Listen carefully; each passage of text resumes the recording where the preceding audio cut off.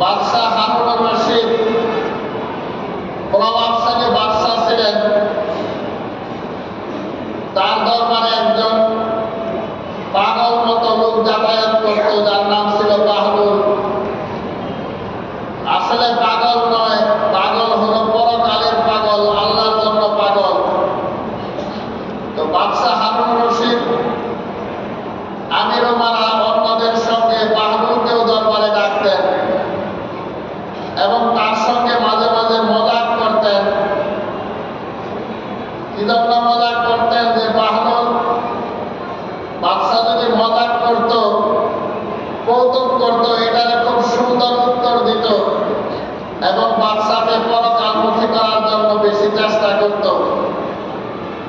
একদিন বাদশাহ হারুন রশিদ একটা লাঠি নিয়ে বাহলুলের হাতে দিয়ে বললেন যে তুমি এই লাঠিটা তোমার কাছে রাখো, দুনিয়াতে যদি তোমার চেয়ে বড় আহাম্মক কোন ব্যক্তিকে পাও তাহলে তুমি লাঠিটা তার কাছে দিবে। তো লাঠিটা বাহলুল রেখে দিয়েছে, লাঠি নিয়ে চলে এসেছে, আর কোন উত্তর দেয়নি। এক সময় বাদশাহ অসুস্থ হয়েছে, মৃত্যু সজ্জায়।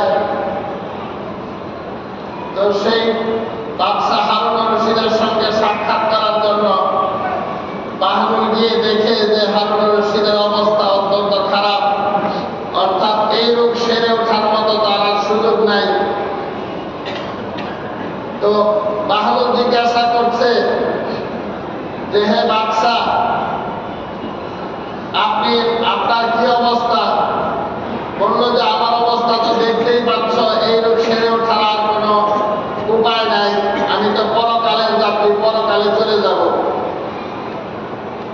তো বলল, বাহলুল বলছে যে আপনি পরকালের যাত্রী, পরকালে চলে যাবেন, সেই জগতের জন্য আপনি কি পরিমাণ শূন্য সামন্ত প্রেরণ করেছেন, আগের প্রস্তুতি কতটুকু?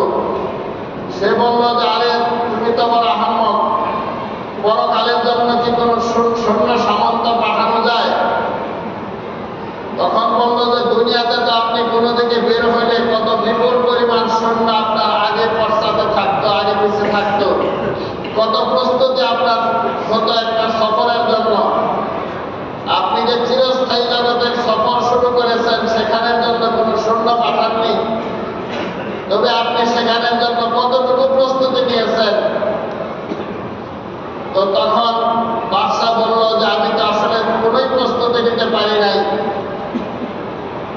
তো তিনি বললেন যে দুনিয়ার সফরের জন্য আপনার এত প্রস্তুতি, ক্ষণস্থায়ী জীবনের যে কোনো সফরে এত প্রস্তুতি থাকতো যেখানে আপনি অনন্তকাল থাকবেন, সেখানে আপনি প্রস্তুতি নিতে পারেননি।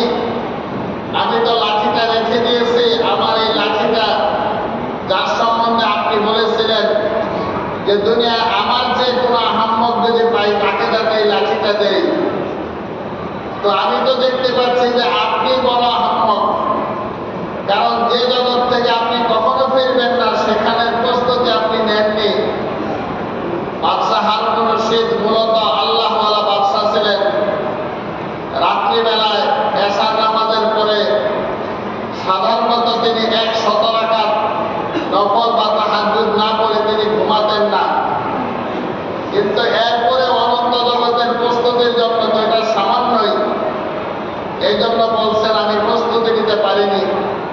তো বাহলুল বলল যে ঠিক আছে, তাহলে এই লাঠিটা আপনার কাছেই রাখেন, কারণ অনন্ত জগতের জন্য আপনি কোনো পাথর সংগ্রহ না করেই সেই জগতে চলে যাচ্ছেন, সুতরাং লাঠিটা আপনি পাওয়ার বেশি হত্যা। মুহতারাম হাজিরিন, ক্ষণস্থায়ী জীবন, এই জীবনে রাসূলুল্লাহ সাল্লাল্লাহু আলাইহি ওয়াসাল্লামের তরিকা অনুযায়ী অন্তর পরিশুদ্ধ করে আল্লাহর সঙ্গে দিলের সম্পর্ক করে দুনিয়াতে চলতে পারলেই আমাদের পরকাল সুন্দর হবে, না হলে আমাদের